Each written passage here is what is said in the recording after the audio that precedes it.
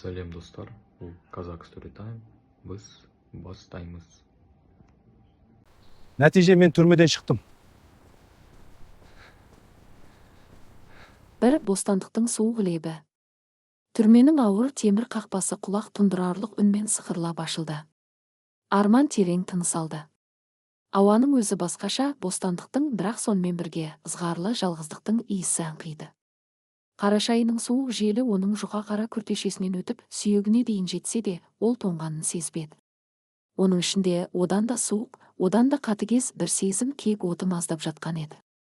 12 жыл, 4380 күн, 105 мыңнан астам сағат. Осы уақыттың әрбір секундын ол ылғалды, қараңғы камерада өткізді. Ол кісі өлтірген жоқ, мемлекетті тонаған жоқ. Ол жай ғана өз бауырындай көретін досы Даниярды құтқарып қалды. Арман қақпаның алдында бір сәтке тоқтап артына қарады. Бұл жер оның жастық шағын, армандарын, тіпті адамгершілігін жұтып қойған еді. Қолындағы ескі спорттық сөмкесін қаттырақ қысып тас жолмен қалаға қарай бет алды. Оның жүзінде ешқандай қуаныш жоқ, тек тастай қатып қалған қаталдық қана байқалады. 12 жыл бұрынғы уәде. Арманның көз алдына 2014 жылдың сол бір қайғылы түні келді. Қала сыртындағы қараңғы қойма, шашылған ақша және қанға боялып жатқан күзетші. Бұл Даниярдың жоспары болатын. Ол үлкен қарызға батып криминалдық топтардың қысымына ұшыраған еді. Жоспар дұрыс орындалмады. Полиция сиреналары естілгенде Данияр тізерлеп отыра қалып, Арманның аяғына жалынған еді. Арман, бауырым, мені құтқар. Менің қарындасым ауруханада, мен қамалсам ол өледі. Сенің мойныңа ілінсе, саған аз береді, сенің соттылығың жоқ қой. Мен сені шығарып аламын. Анаңа да, саған да қамқор боламын. Мені тастамашы. Арман сол кезде достық үшін бәріне дайын, көкірегі ояу, аңғал жігіт еді. Ол Даниярға сенді. Ол барлық кінәні өз мойнына алды. Сот залында Даниярдың көзіне жас алып тұрғанын көргенде Арман дұрыс істедім деп ойлаған. Бірақ шындық басқаша болып шықты. Бірінші жылы Данияр түрмеге 2 рет келді. Екінші жылы тек адвокат арқылы хабар жіберді. Үшінші жылы байланыс үзілді. Ең сұмдығы, Арманның анасы ауыр дертке шалдығып, ақшасыз, жалғыздықта көз жұмды. Данияр оның анасына бір тиын да бермеген, тіпті жерлеу рәсіміне де келмеген еді. Сол күні Арман түрме камерасының қабырғасын қанға боялғанша ұрған. Сол күні оның ішіндегі мейірімді жігіт өліп, орнына тек кек алуды мақсат еткен құбыжық оянды. 3 жаңа әлем, ескі жаралар. Қалаға жеткенде Арман айналасына таңырқай қарады. 12 жыл ішінде Алматы адам танымастай өзгерген. Биік шыны ғимараттар, қымбат көліктер, қолынан телефондарын тастамайтын асығыс адамдар. Ол өзін бөтен планетаға түсіп қалғандай сезінді. Автобус аялдамасындағы үлкен жарнама тақтасына көзі түскенде Арманның демі ішіне тартылды. Жарнамада мінсіз тігілген костюм киген, шашын артқа қайырған, сенімді әрі табысты ер адам жымиып тұр. Оның астында үлкен әріптермен Есінов Group, болашақты бірге саламыз. Бас директор Данияр Есенов деп жазылған еді. Арманның жақ сүйектері қарсып, жұдырығы түйілді. Оның досы тек аман қалып қоймай, қаланың ең бай және ықпалды адамдарының біріне айналыпты. Оның анасы аштықпен аурудан қайтыс болғанда, Данияр өз империясын құрып жатқан екен. Сен болашақ саласың ба, Данияр? Деп күбірледі Арман жарнама тақтасына қарап. Мен сенің сол болашағыңды күлге айналдырамын. 4 ана бейітіндегі серт. Арман ең алдымен қала сыртындағы ескі зиратқа барды. Жол бойы ол гүл сататын дүкеннен 2 тал қызыл қалампыр алды. Зираттың іші тып-тыныш. Ұзақ іздеуден кейін ол шөп басқан, темір қоршау тотыққан қарапайым бейітті тапты. Құлпытаста анасының күлімсіреп тұрған суреті бар. Ол тізерлеп отыра кетті.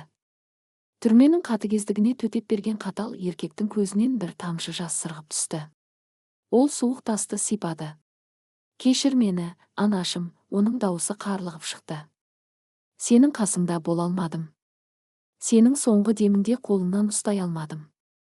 Мен ақымақ болдым. Адамдарға сендім. Бірақ енді бәрі басқаша болады. Арман гүлді бейіт үстіне қойды да көзін сүртті. Оның көзқарасындағы мұңлезде жойылып, орнын жыртқыштың суық назары басты. Ол бәрі үшін жауап береді, анашым.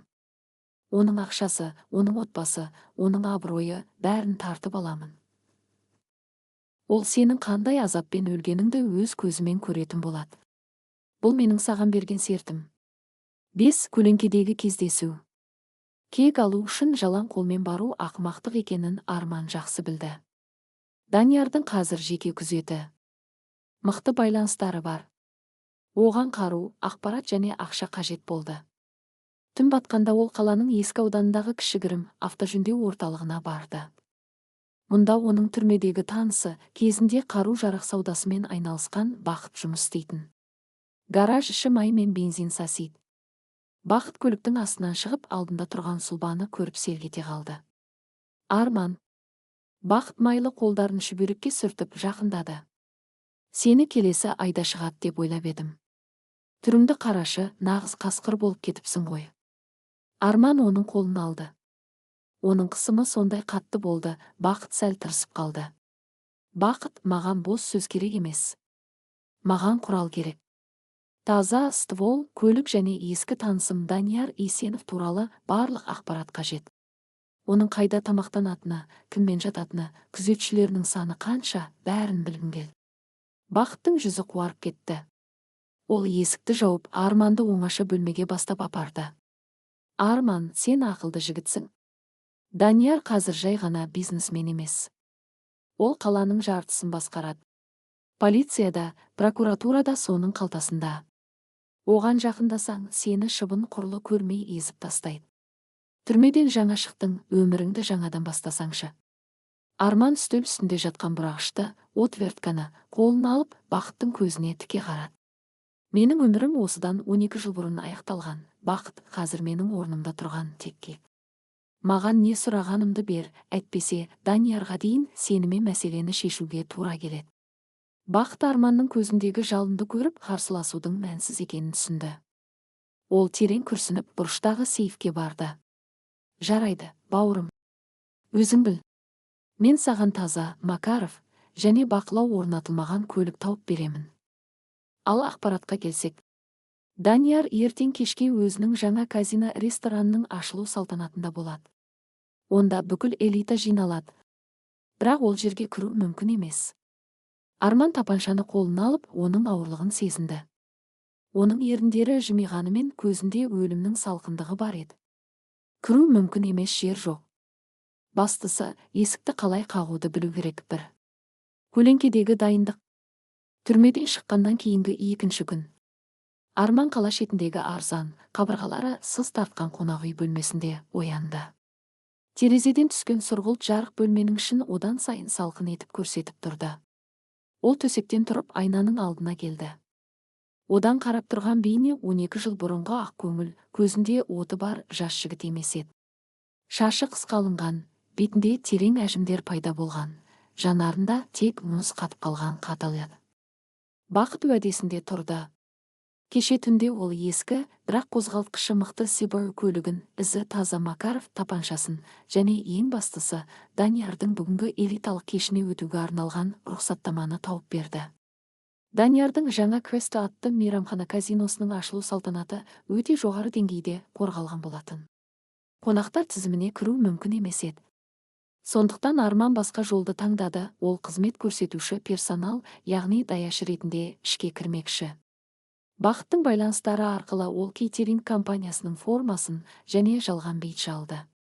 Арман үстел үстінде жатқан тапаншаны қолына алып, оқтады да беліне қыстырды. Бірақ ол бүгін қан төгуді жоспарлап отырған жоқ. Өлім тым оңай жаза. Данияр 12 жыл бойы бостандықта байлықтың ішінде шалқып өмір сүрді. Енді ол қорқыныштың не екенін, әрбір көлеңкеден сескеніп өмір сүрудің қандай болатынын сезінуі керек. 2 арыстандар апанына кіру. Кешкі сағат 19:00. Квесто мейрамханасының алды нағыз байлықтың көрмесіндей еді. Қымбат көліктер бірінен соң бірі келіп, ішінен гауһар таспен жарқыраған әйелдер мен қымбат костюм киген ер адамдар түсіп жатты. Төңіректе күзетшілер қаптап жүр. Арман ғимараттың артқы есігіне келді. Үстінде мінсіз үтіктелген ақ көйлек, қара шалбар және көбелек галстук. Басындағы бейджінде Ерлан деп жазылған. Күзетші оның құжатын тексеріп, металл іздегішпен үстін тінтіп шықты.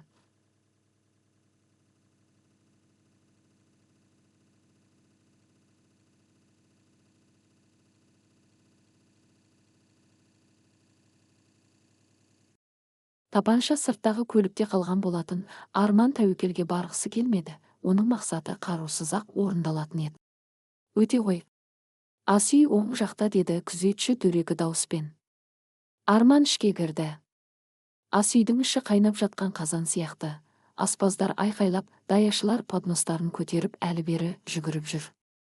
Арман шампан толы подносты қолына алып, негізгі залға шықты. Залдың іші көздің жауын алады. Хрусталь люстралар, алтынмен көмкерілген бағаналар, жеңіл джаз музыкасы. Арман көпшіліктің арасына сіңіп кетті.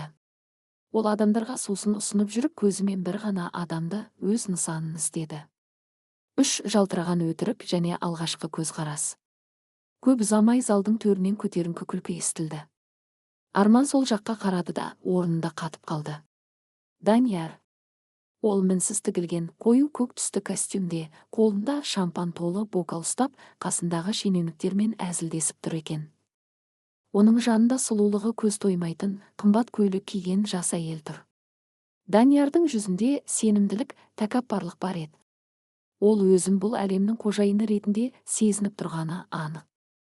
Оның көзінде Арманды 12 жылға тозаққа жіберген үшін, оның анасын жалғыздықта өлімге тастаған үшін ешқандай өкініш, ешқандай азап жоқ еді. Арманның тамырындағы қаны қайнап кетті. Ол қолындағы подносты сондай қатты қысқаны сонша саусақтары ағарып кетті. 12 жылдық ашу мен ыза жанартаудай атылуға шақ қалды.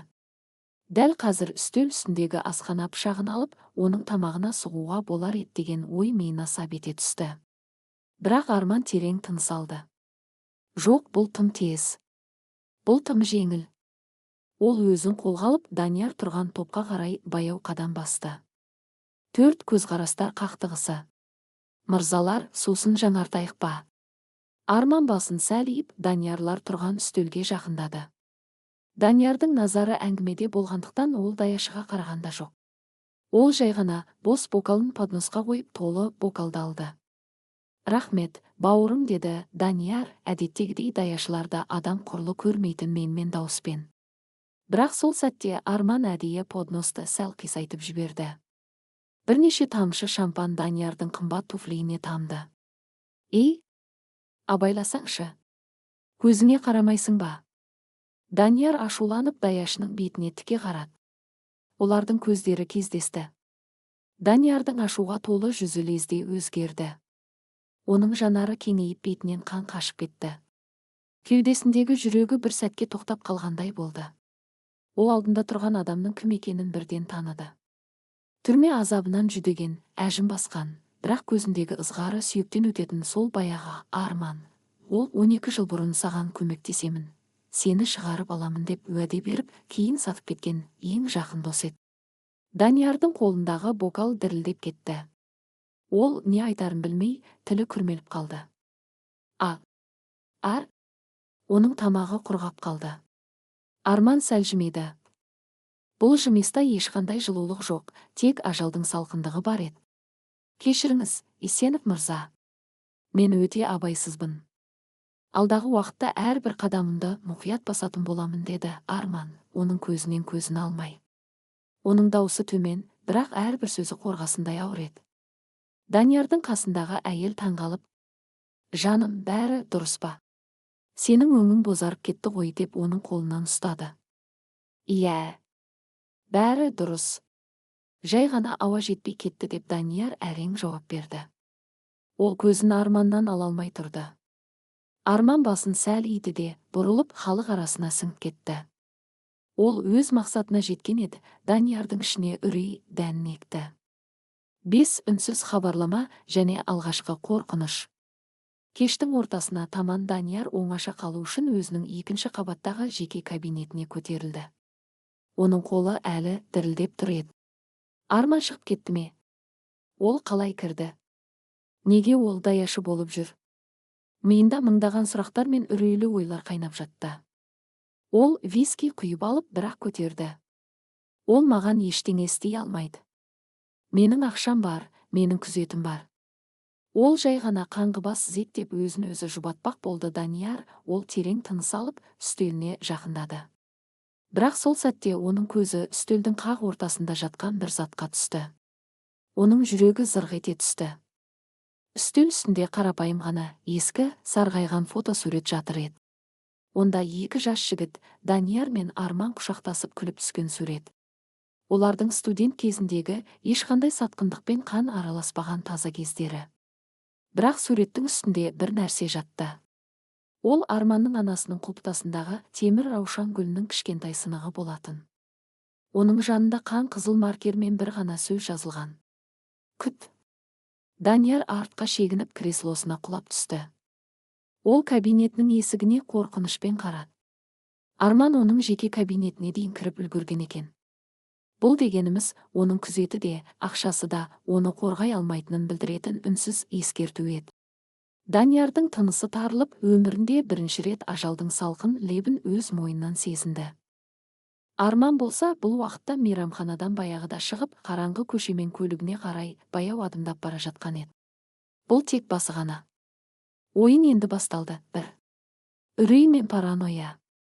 Хрестел мейрамханасындағы кеш жалғасып жатты, бірақ Данияр үшін бұл әлем әлдеқашан тоқтап қалғандай еді. Ол өз кабинетіндегі теріден жасалған қымбат креслосында терлеп тепшіп отырды.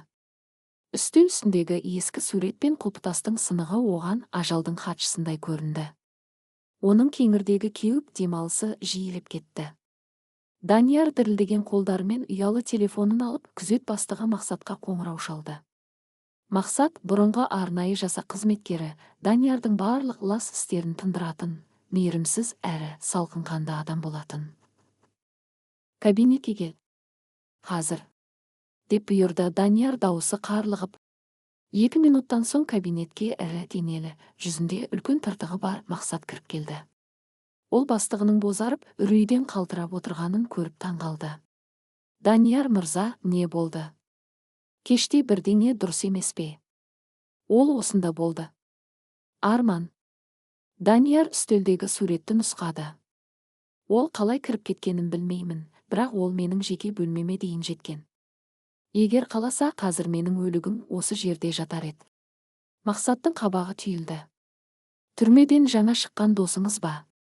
Мен оны тексергенмін, ол кедей, ешкімі жоқ, жалғызбасты қаңғыбас еді ғой. Сен түсінбей тұрсың. Ол 12 жыл бұрынғы Арман емес. Оның көзінен көрдім, ол мені өлтіруге келді. Оны тап. Мақсат, қайда жасырынғанын анықта. Мен оның ертеңгі таңды көргенін қаламаймын. Қанша ақша керек болса да беремін, тек көзін құрт. Мақсат басын изеді.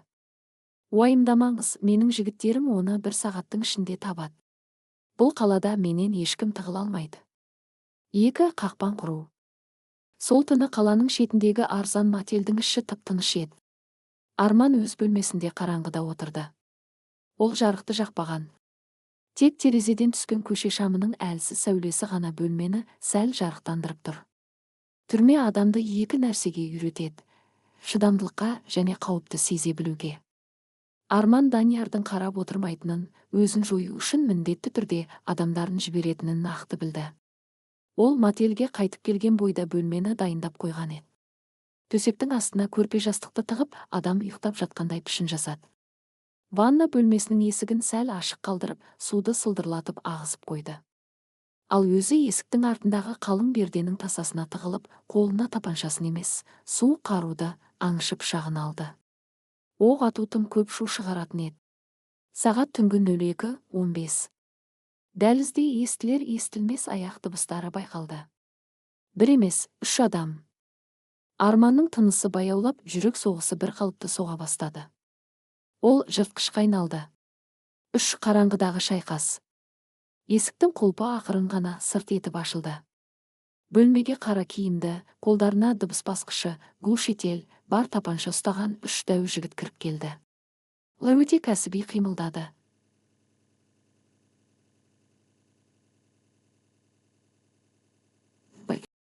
Төсекке жақындаған жігіт жастыққа қарата 2 рет оқ атты. Пут-пут еткен тұншыққан дыбыс шықты. Бірақ көрпені ашып қалғанда оның астында тек киімдер жатқанын көріп, "Бұл жер бос", деп сыбырлады. Дәл сол сәтте бөлмедегі тепе-теңдік бұзылды.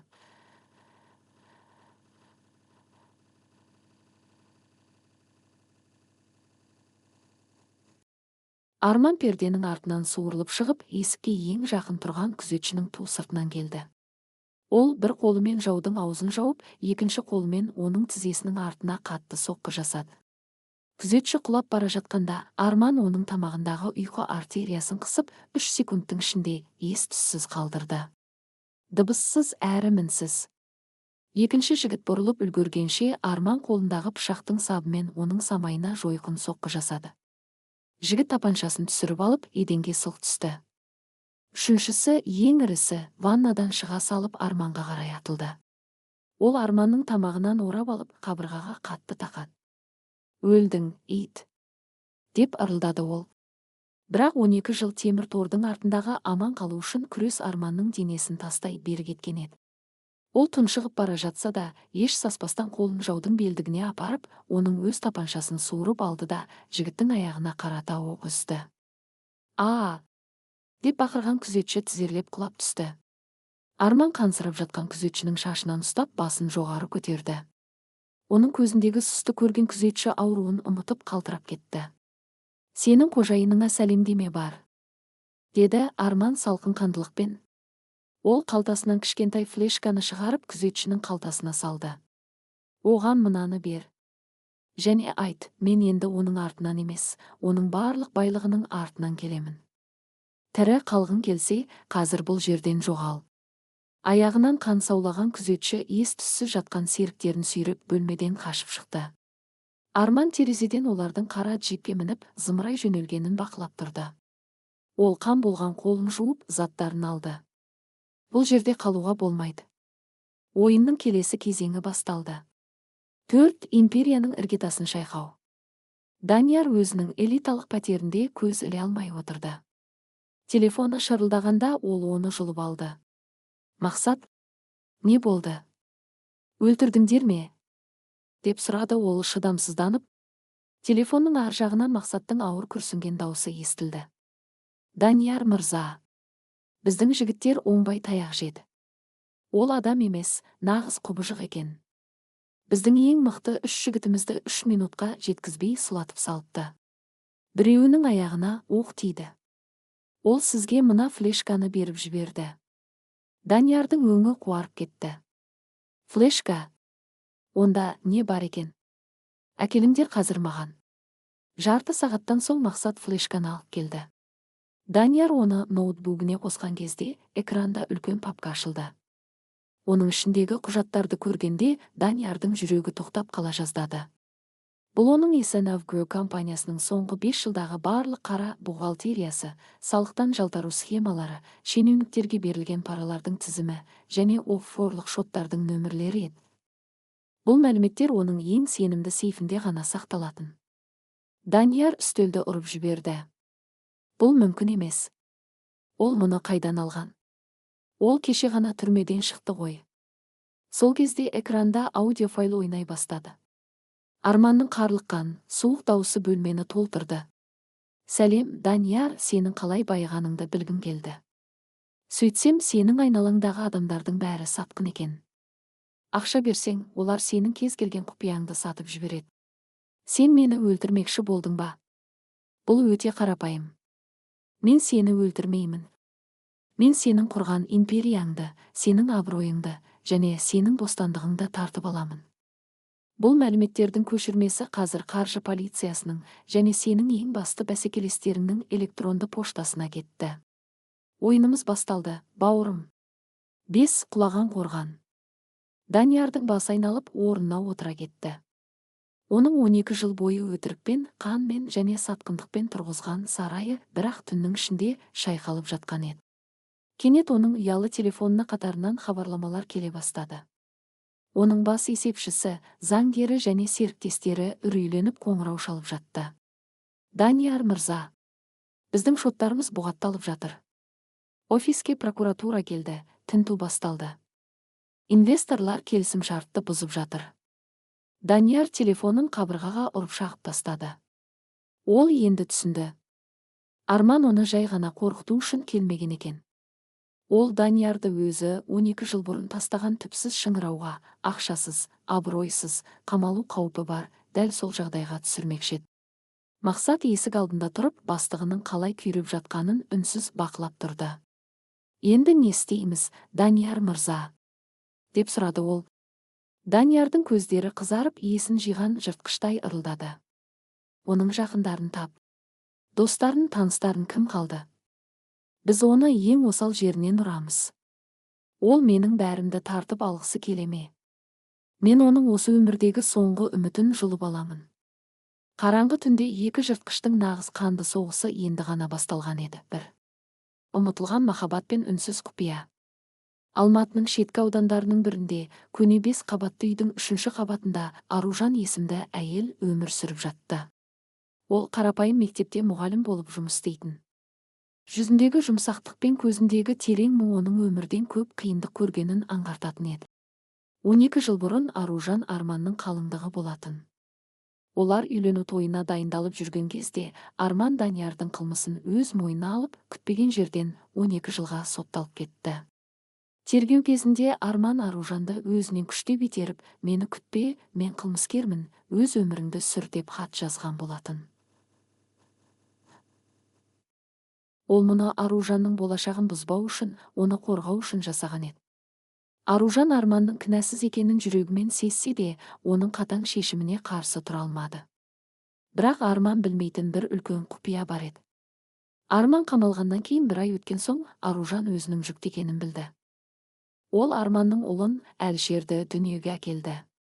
Қазір Әлішер 11 жаста, көздері мен мінезі тура әкесінен аумайтын зерек бала.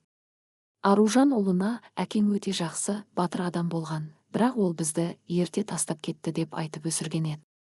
2 қатыгез соққы. Сәрсенбінің салқын кеші. Аружан мен Әлішер мектептен қайтып, үйлерінің ауласына кірген болатын. Әлішер қолындағы добын теуіп, алда келе жатқан. Кенет аулаға қара түсті, терезелері қараңғыланған, жол талғамайтын көлік, джип, жылдамдықпен кіріп, олардың алдына кілт тоқтады. Көліктің есіктері ашылып, ішінен қара бетперде киген 3 ірі денелі еркек атып шықты. Олардың бірі Даниярдың қатыгез күзет бастығы Мақсат еді. «Әлішер, қаш!» деп жанұшыра айқайлады Аружан. Ол ұлына қарай ұмтылып, оны өз денесімен жаппақ болды. Бірақ бәрі тым тез болды. Мақсаттың адамдарының бірі Аружанды шашынан жұлып алып, асфальтқа құлатты. Екіншісі қарсыласқан, аяқ қолымен теуіп жатқан Әлішерді көтеріп алып, көліктің ішіне лақтырды. «Жіберіңдер баламды. Ол ештеңе білмейді. Кімсіңдер сендер?» деп шырылдады Аружан көз жасы көлінеп. Мақсат оған жақындап, суық дауыспен: «Сенің бұрынғы жігітің біздің қожайынның өмірін бұзды. Енді біз оның өмірін бұзамыз» деді де, Аружанды да сүйреп көлікке тықты.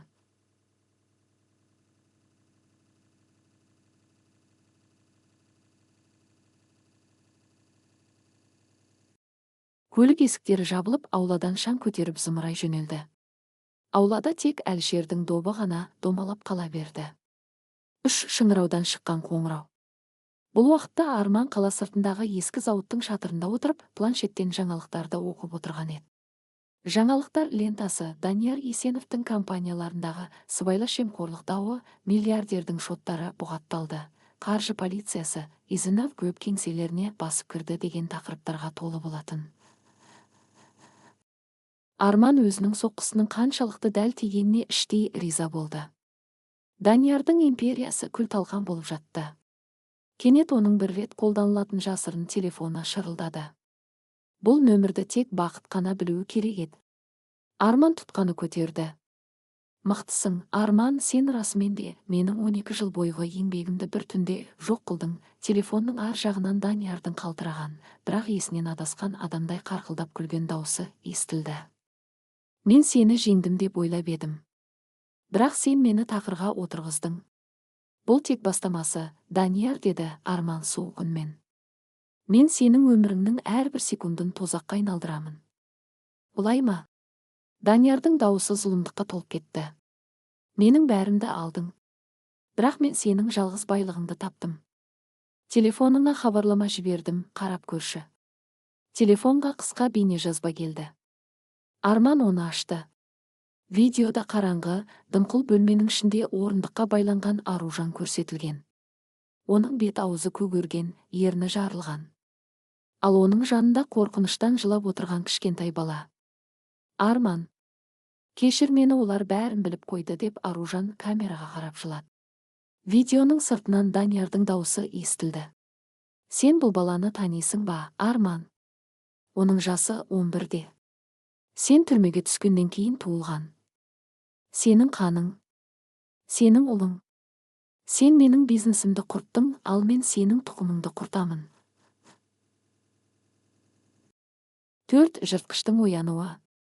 Арманның қолындағы телефон сынып кете жаздады. Оның демі тоқтап қалғандай болды. Ұлы, менің ұлым бар ма?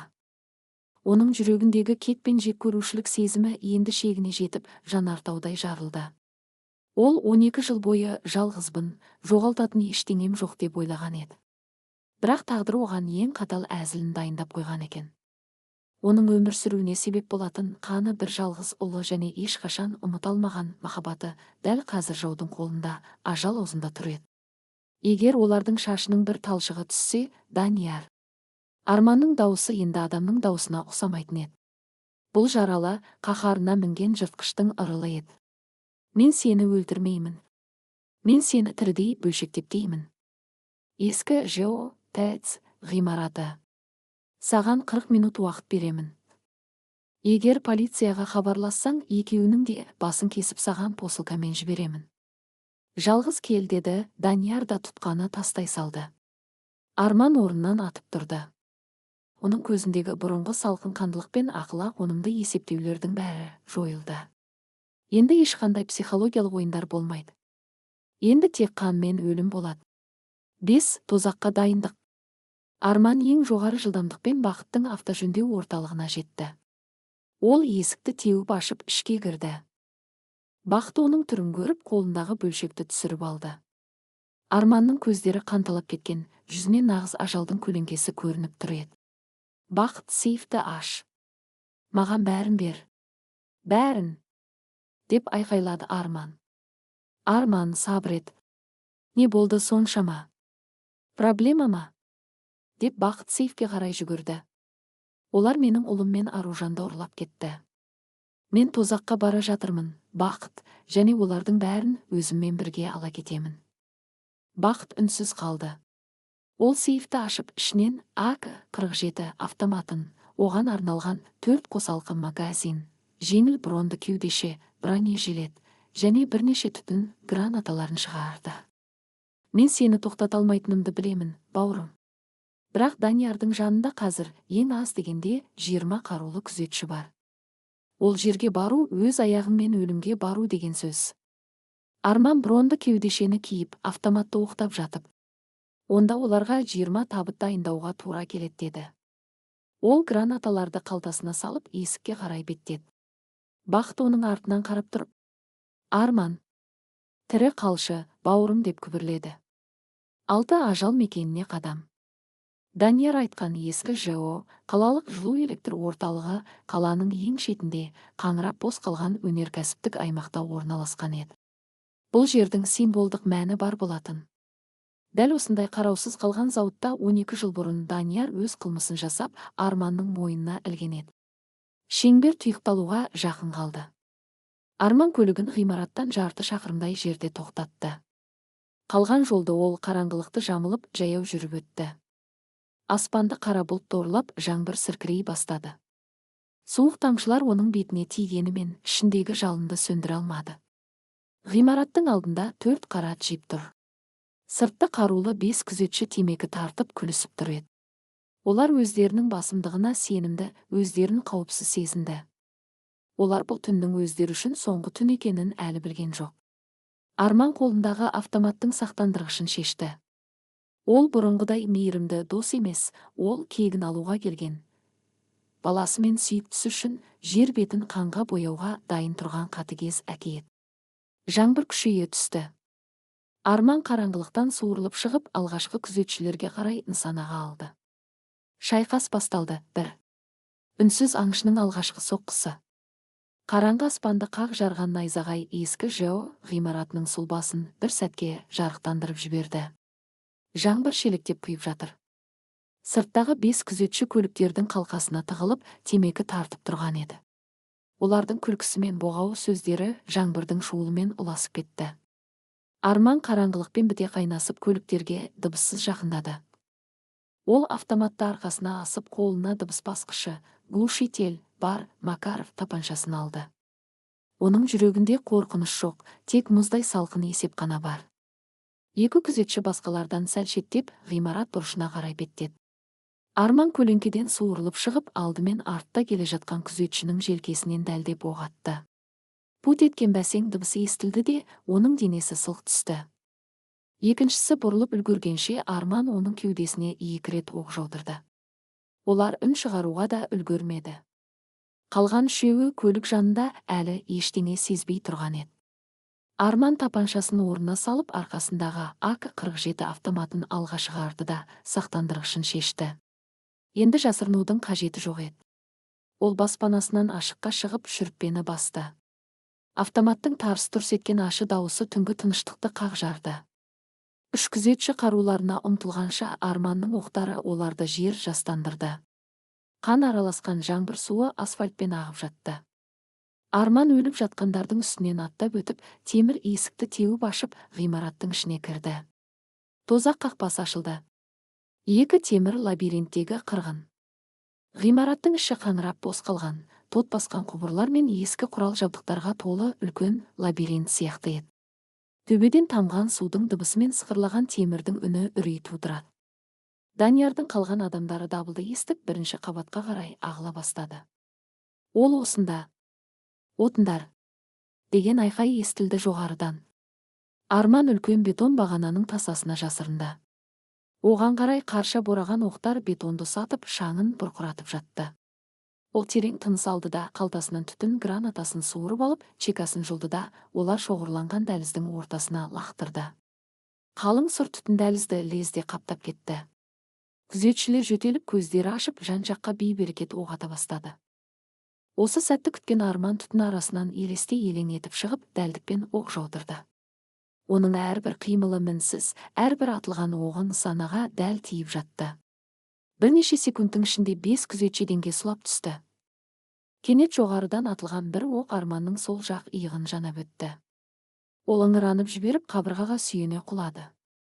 Қан жылыстап аға бастады. Бірақ ол ауырсынуды елемеуге тырысты. Оның көз алдына Аружанның көгерген жүзі мен ұлының қорқынышқа толы жанары келгенде, бойына жабайы күш бітті. Ол тісін қайрап, баспалдақпен жоғары қарай ұмтылды. Бұдан былай оны тек өлім ғана тоқтата алар еді. 3 құбыжықтар қақтығысы, мақсатпен жекпе-жек. Арман 2-ші қабаттың темір торлы дәлізіне көтерілгенде айнала тып-тыныш бола қалды. Бұл алдамшы тыныштық еді. Ол алға қарай 2 қадам басқанда, қараңғы бұрыштан дәу мақсат атып шығып, Арманның қолындағы автоматын теуіп ұшырып жіберді. Автомат сатыдан төмен құлап кетті. Арман теңселіп барып қабырғаға соғылды. Мақсат өзінің ірі денесімен оны басып қалып, бетінен ауыр жұдырығымен ұрып жіберді. Арманның ерні жарылып, аузы қанға толды. Сенің сапарың осы жерден аяқталады, түрме егеу құйрығы. Деп арылдады Мақсат. Ол Арманды жағасынан көтеріп алып, тот басқан темір құбырға бар күшімен лақтырды. Арман ауыр соққыдан есеңгіреп қалды, бірақ темірдей төзімі оны қайта тұруға итермеледі. Мақсат оған қарай ұмтылғанда, Арман оның аяғынан шалып құлатып, үстіне шықты да, бетіне тоқтаусыз соққылар жаудыра бастады. Бірақ бұрынғы арнайы жасақ қызметкері болған Мақсат оңайлықпен берілетін адам емес еді. Ол Арманды аударып тастап, қонышынан үлкен аңшы пышағын суырып алды. Мен сенің жүрегіңді ойып аламын. Деп Мақсат пышағын Арманның кеудесіне қарай сілтеді. Арман шапшаңдықпен бұрылып үлгерді, пышақ бетон еденге сықырлай тиді. Арман бос қалған қолымен өзінің де пышағын суырып үлгерген еді. 2 жыртқыш өліспей беріспейтін айқасқа түсті. Пышақтардың темірге соғылған үні, ауыр демалыс пен қан тамшылары. Мақсат пышағын Арманның жаралы иығына сұғып алды. Арман көзінен от шаша бақырып жіберді, бірақ шегінген жоқ. Ол ауруды сезінбейтін транстық күйге енді. Ол сол қолмен Мақсаттың пышақ ұстаған қолын қарыстыра ұстап тұрып, оң қолындағы пышағын Мақсаттың қабырғасының астынан жоғары қарай сұғып алды. Мақсаттың көздері шарасынан шығып, демі тоқтап қалды. Ол қан түкіріп Арманның кеудесіне құлады. Ол жоғарыда күтіп тұр деп сыбырлады Мақсат, соңғы демін шығарып. Арман пышақты суырып алып, қансырып жатқан денесін әрең тіктеп, 3-ші қабатқа, басты залға қарай беттеді. 4 тозақ төріндегі кездесу. Ескі ЖО-ның орталық басқару залының үлкен темір есіктері ашық тұр еді. Іші жартылай жарықтандырылған. Арман есік алдында тұрып, ішке көз салды. Ортадағы ескі турбинаның жанында Аружан мен 11 жасар Әлішер орындыққа байлаулы отыр. Әлішер қорқыныштан жылап анасына тығылуда. Ал олардың артында Данияр тұр.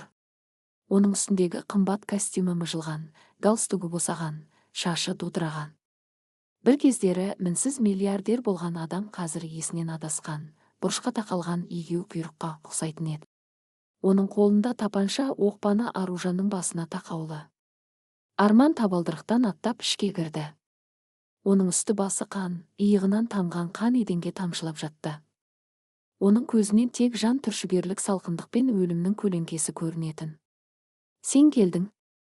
Сен расымен де бәрін өлтірдің бе?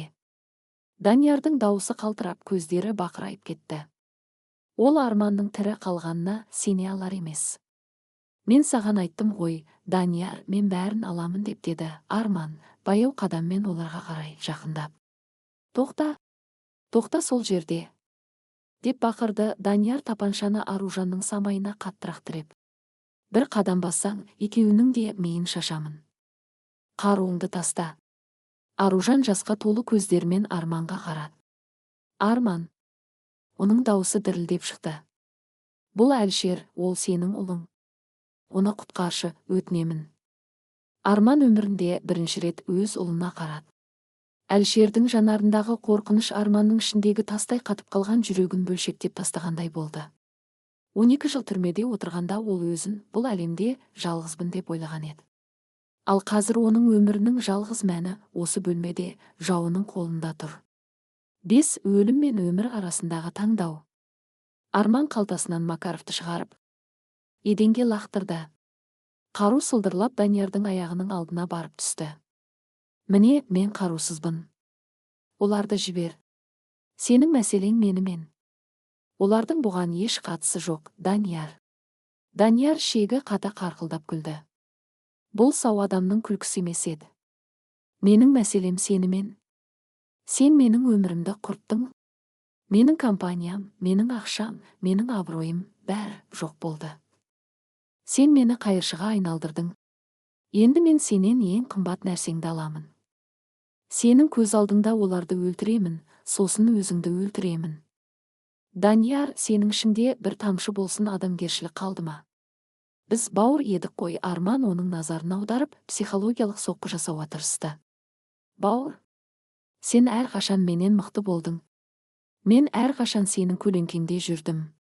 Сен түрмеге түскенде мен бірінші рет өзімді еркін сезіндім. Мен патша болдым. Ал сен оралып, бәрін бүлдірдің. Данияр тапаншаның шүріппесін тартты. Взвел курок. Тізерлеп отыр. Деп бұйырды. Данияр көздері қанталап. Тізерлеп отыр, аяғыма жығыл, әйтпесе қазір атамын. Арман тісін қайрап, Аружан мен ұлының көз алдында баяу ғана тізерлеп отырды. Данияр жеңіске жеткендей жымиып, тапаншасын енді Арманға қарай бағыттады. Ол Арманды қорлағысы келді. Бірақ Данияр бір нәрсені білмейтін еді. Арманның етігінің қонышында тағы бір кішкентай, жүзі улы пышақ жасырылған болатын. Және ол тізерлеп отырған сәтте оның оң қолы дәл сол пышақтың сабын қысып үлгерген еді. Оқ атылуға санаулы секундтар қалды. Өмір мен өлімнің арасы бірақ сәт бір. Ажалдың бір секунды. Данияр жеңіске жеткендей мәз болып, тапаншасын Арманның дәл маңдайына бағыттады. Оның көздері есінен адасқан адамдай қанталап, езуіне жындана күлкі үйірілген еді. Қош бол, бауырым. Жолымыз осы жерден екі айырылат, деді Данияр саусағын шүртпеге апарып. Аружан жанұшыра айқайлап көзін жұмып алды. Бірақ Арманның реакциясы адам сенгісіз жылдам болды. Ол 12 жыл бойы түрменің қатыгез төбелестерінде шыңдалған инстинктімен іске кірісті. Тізерлеп отырған жерінен оң қолындағы қонышына жасырылған кішкентай, бірақ жүзі ұстарадай өткір пышақты найзағайдай жылдамдықпен Даниярдың тапанша ұстаған қолына қарай лақтырды. Шық еткен дыбыс шығып, пышақ Даниярдың білегіне терең кіріп кетті. «А!» деп бақырған Даниярдың қолынан тапанша ұшып кетіп, оқ шатырға қарай атылды. Арман сол секундты пайдаланып, орнынан жолбарыстай атып тұрды да Даниярдың үстіне секірді. Ол Даниярды бар күшімен итеріп бетон еденге құлатты. Данияр қорғануға тырысып Арманның жаралы иығынан ұрды, бірақ Арман ауруды сезінетін күйде емес еді. Ол Даниярдың жағасынан мықтап ұстап бетіне, жағына жойқын соққылар жаудырды. Әрбір соққыда оның 12 жылдық азабы, анасының өлімі, Аружанның төгілген көз жасы жатыр еді. Данияр қанға боялып қарсыласуды қойды. Ол ес-түссіз жағдайға жеткенде Арман оны алқамынан ұстап жоғары көтерді. Оның қолы Даниярдың тамағын қысып демін үзе бастады. «Өлтірмеші! Өтінемін!» деп сырылдады. Данияр аузынан қан аралас сілекейі ағып. Арманның көз алдына анасының бейіті, сосын 12 жыл бұрынғы Даниярдың жалынып тұрған бейнесі келді. Ол қолын одан бетер қаттырақ қыса түсті. Оның ішіндегі құбыжық «Өлтір оны!» Ол соған лайық деп айқайлап тұрды. «Екі әке!» «Арман!» «Жоқ! Оған тиіспе!» деген таныс, дірілдеген дауыс оны тоқтатты. Бұл Аружан еді. Ол жылап отырып байланған күйінде Арманға қарап тұрды. «Оны өлтірсең, сен де сондай қанішер боласың. Баламның, біздің баламыздың көзінше кісі өлтіруші болмашы, Арман!» Бұл сөздер Арманның басына мұздай су құйып жібергендей әсер етті. Ол басын бұрып, бұрышта қорқып, дірілдеп отырған 11 жасар Әлішерге қарады. Баланың жанарында қорқынышпен қатар таңғалыс та бар еді. Ол өзін құтқаруға келген бұл қанға боялған бейтаныс батырдың өз әкесі екенін енді түсініп жатқандай. Арман Даниярды жерге лақтырып жіберді. Ол терең демалып, өзінің адамгершілігін қайта тапты. Ол тез арада Аружан мен Әлішердің байлауын шешті. Аружан босай сала Арманның мойнына асылып өксіп жылап жіберді. «Сен тірісің, сен бізді тауып келдің!» деп күбірледі ол. Арман оны қатты құшақтап, содан кейін тізерлеп Әлішердің алдына отырды. Ол қан болған қолын баланың бетіне тигізуге батпай, тек көзіне қарады. «Кешір мені, балам. Мен сенің бар екеніңді білмедім. Егер білгенімде, бұл тозақтан әлдеқашан қашып шығар едім», деді Арманның дауысы дірілдеп. Әлішер кішкентай қолдарымен Арманның мойнынан құшақтап: «Сіз келдіңіз ғой, әке. Мен сізді күттім», деді. Бұл сөз Арманның 12 жыл бойы жиналған мұзын ертіп жіберді. Оның жанарынан жас парлап ақты. Бұл кек алушының емес, отбасын тапқан бақытты әкенің көз жасы еді. Үш нағыз жаза. Кенет еденде жатқан Данияр сылтыңдап тұрып, бұрышта жатқан тапаншаға қарай ұмтылмақ болды. Бірақ Арман одан жылдам қимылдап, Даниярдың қолын етігімен басып қалды. Тапаншаны өзі теуіп жіберді. Данияр жерде жатып ыңыранды. Оның көзіндегі тәкаппарлық толығымен жоғалып, орнын қорқыныш пен шарасыздық басқан еді. «Неге өлтірмедің мені?» деп сұрады ол сырылдап. «Сен бәрібір қамаласың. Күзетшілерді қырғаның үшін сені қайта отырғызады». Арман оған мысқылмен қарады. «Күзетшілер ме? Сенің заңсыз қаруланған, кісі ұрлаумен айналысатын қылмыстық тобыңды айтасың ба? Мен оларға қарсы тек өзімді және отбасымды қорғадым. Ал сені өлтірмегенімнің себебі өлім сен үшін тым жеңіл жаза болар еді». Алыстан, қала жақтан полиция мен арнайы жасақтың спецназ сиреналары естіле бастады. Арманның жіберген флешкасындағы құжаттар мен Даниярдың заңсыз әрекеттері қаржы полициясын осы жерге дейін бастап келген еді. «Естесің бе? Олар сенің артыңнан келе жатыр, Данияр, мен сенің барлық активтеріңді, офшорларыңды,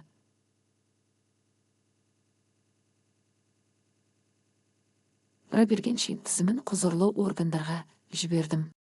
Сенің империяң енді жоқ. Сенің банктегі шоттарың бұғатталды. Ертең бүкіл ел сенің қандай алаяқ әрі сатқын екеніңді білетін болады. Арман еңкейіп Даниярдың құлағына сыбырлады. Мен 12 жыл кінәсіз отырдым.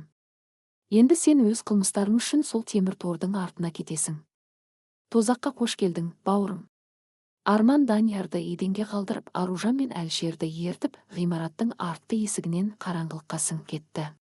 Бірнеше минуттан кейін ғимаратқа арнайы жасақ басып кіріп, қансырап, есінен ауысқандай күліп жатқан Даниярды тұтқындады. 4. Эпилог. Жаңа күннің шуағы. Одан бері 6 ай өтті. Көктемнің шуақты күні. Алматының іргесіндегі шағын ғана, бірақ жайлы ағаш үйдің ауласында Әлшер итімен ойнап жүр. Аружан террасада шай құйып күлімсіреп қарап отыр.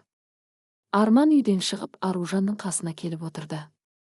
Оның иығындағы жарасы жазылған, жүзіндегі бұрынғы қаталдық пен ызғар кетіп, орнына сабырлық пен мейірім ұялаған. Даниярдың соты аяқталған болатын. Барлық құжаттар мен дәлелдер оның заңсыз бизнесін, тапсырыспен адам өлтіруге оқталуын және кісі ұрлауын толығымен дәлелдеді. Данияр барлық мүлкінен тәркіленіп, 15 жылға қатаң режимдегі колонияға сотталды. Ең қызығы, оны дәл Арман отырып шыққан, сыз өткен, қатал түрмеге жіберген еді. Тағдырдың таразысы теңесті. Ал Арман ше? Ол сотта жәбірленуші ретінде танылды.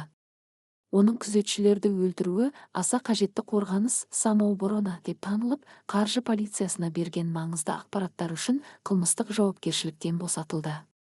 Ол анасының бейітіне барып, жаңа құлпытас орнатты және оған берген уәдесін орындағанын айтып, іштей тыныштық тапты. Арман шайдан бір ұрттап, аулада күліп жүрген ұлына қарады. Ол 12 жылын жоғалтқанымен өмірінің ең үлкен мағынасын, отбасын тапты. Оның кегі орындалды, бірақ оған тыныштық әкелген қан төгу емес, өзін өзі тоқтатып, адамгершілігін сақтап қалуы еді. Күн сәулесі олардың жүздерін нұрға бөледі. Өткеннің көлеңкесі мәңгілікке артта қалды. Жаңа өмір басталды. Соңы